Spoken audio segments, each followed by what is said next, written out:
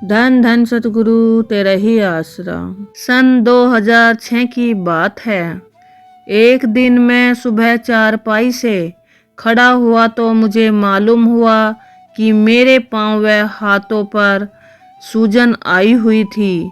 मैंने सोचा कि शायद ज़्यादा गर्मी व थकावट के कारण हुआ होगा। शाम तक वह सूजन ठीक हो गई। अगले दिन सुबह दोबारा फिर हाथों पैरों की सूजन पहले दिन से अधिक हो गई थी।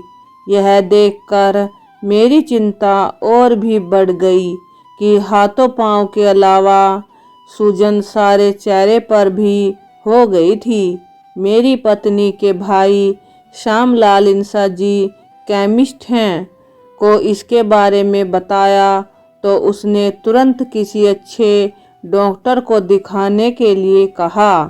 फिर उन्होंने कहा कि डॉक्टर प्रमोद मरवाहा जिनका अस्पताल ALF कॉलोनी रोहतक में है उसे दिखाना चाहिए। हम उसी दिन शाम को उनके क्लिनिक में डॉक्टर को मिले। डॉक्टर साहब ने मुझे अच्छी तरह चेक किया, कुछ टेस्ट भी लिख दिए। अगले दिन फिर हम टेस्ट रिपोर्ट्स लेकर उन्हें मिले। रिपोर्ट देखकर उन्होंने कहा कि आपकी किडनी में खराबी है, इसके लिए आपको किडनी का बायोप्सी टेस्ट करवाना पड़ेगा। यह टेस्ट आपको PGI रोहतक या एम्स नई दिल्ली या किसी और अच्छे अस्पताल में करवाना होगा। और टेस्ट की रिपोर्ट आने पर ही हम बता सकते हैं कि आपकी किडनी में क्या नुक्स है। डॉक्टर प्रमोद की बात सुनकर हमने सोचा कि किसी अच्छे डॉक्टर को दिखा लेते हैं। हम डॉक्टर RK धवन को अपनी सारी रिपोर्ट लेकर मिले। उन्होंने रिपोर्ट देखकर कुछ और टेस्ट करवाने को कहा। उन टेस्ट की रिपोर्ट्स लेकर हम उन्हें दोबारा मिले। उन्होंने बताया कि डॉक्टर मरवाहा की बात सही है, किडनी में 100% नुक्स है और उसके लिए हमें बायोप्सी टेस्ट करवाना ही पड़ेगा। डॉक्टर धवन ने मशहूर नेफ्रोलॉजिस्ट डॉक्टर UCD नोडियाल को मिलने की सलाह दी। हम सभी रिपोर्ट्स लेकर डॉक्टर नोडियाल के पास गए। उसने मेरा पूरा चेकअप किया और कहा अब इसके इलाज में देरी नहीं करनी चाहिए, आपका नुकसान हो सकता है। मैं अपने रिश्तेदार को लेकर PGI रोहतक में गया। मेरी पहली रिपोर्ट मेरी खराब हालत देखकर वहां पर मौजूद डॉक्टरों ने मुझे तो बाहर भेज दिया था तथा मेरे साले को कहा कि संजय की किडनी खराब हो चुकी है जो कि बदलनी पड़ेगी, जिस पर लाखों रुपए खर्च हो सकते हैं या फिर हर हफ्ते डायलिसिस करवाना पड़ेगा और साथ में दवाई भी खानी पड़ेगी। इस तरह करने से यह कुछ समय जिंदा रह सकते हैं, यानी कि 2-3 साल, और अगर इनका समय पर इलाज न हुआ तो यह कुछ महीनों के ही मेहमान है। कई महीने दवाई खाने के बाद जब बीमारी में कोई फ़ायदा न हुआ तो हमने सरसा दरबार जाने की सलाह बनाई। मैं श्याम लाल इंसा तथा मुकेश इंसा भंगीदास गांव सुनारिया वाले के साथ डेरा सच्चा सौदा में पहुंच गया। उस समय मैं किसी के सहारे के साथ चलता था। जब हम डेरे में पहुंचे तो पूज्य गुरु संत डॉक्टर गुरमीत राम रहीम सिंह जी इंसा स्टेज पर विराजमान थे और मजलिस का कार्यक्रम चल रहा था। हम लोग साध संगत के पीछे जाकर बैठ गए। पूज्य गुरुजी स्वचलित स्टेज पर पीछे तक जाकर पूरी साध संगत को अपने पावन आशीर्वाद से खुशियां बांट रहे थे। जैसे ही पावन स्टेज हमारे पास पहुंची तो हमने सारी रिपोर्ट पूज्य गुरुजी को दूर से दिखाते हुए रहमत बरसने की अर्ज की।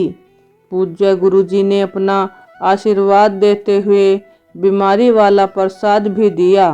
प्यारे सतगुरु जी ने वचन फरमाए, बेटा घबराना नहीं, सुबह शाम सिमरन करके दवाई लेना। बढ़ चढ़कर सेवा सिमरन करने से बड़े कर्म भी कट जाते हैं। अपने मुर्शिद पर पूरा विश्वास रखे। परम पिताजी की दया मेहर से सब कुछ ठीक हो जाएगा। किसी अच्छे डॉक्टर की राय ले लेना। अगले वर्ष 2007 में जब पूज्य गुरुजी ने जामे इंसान गुरु का कार्यक्रम चलाया तो मैंने भी अन्य साध संगत के साथ रूहानी जाम पी लिया। रूहानी जाम तैयार कर प्यारे मुर्शिद ने वचन फरमाए, पूरी श्रद्धा से जो भी जीव जामे इंसान को ग्रहण करता है, सतगुरु उसकी बड़ी से बड़ी बीमारी को पल में ख़त्म कर देता है।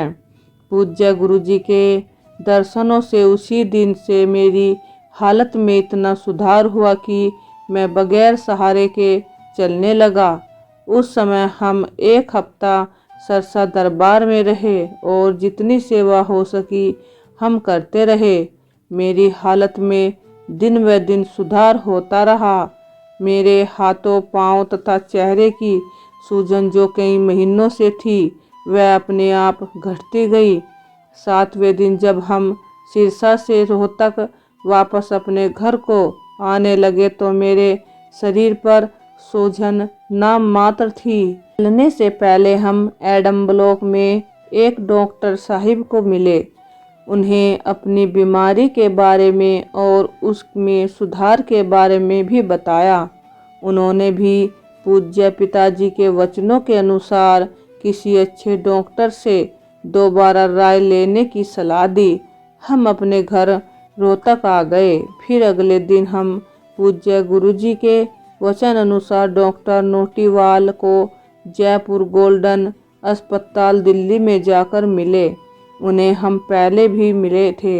मैं सारी रिपोर्ट्स लेकर अकेला ही उनके कमरे में गया। देखने के बाद डॉक्टर साहब ने कहा कि मरीज को बुलाओ। मैंने उनको कहा कि सर मरीज तो मैं ही हूँ। डॉक्टर नोटियाल मेरी हालत में इतना सुधार देखकर आश्चर्यचकित रहा था। फिर उसने अपनी तसल्ली के लिए मेरा पूरा चेकअप किया, ज़रूरत अनुसार टेस्ट भी करवाए।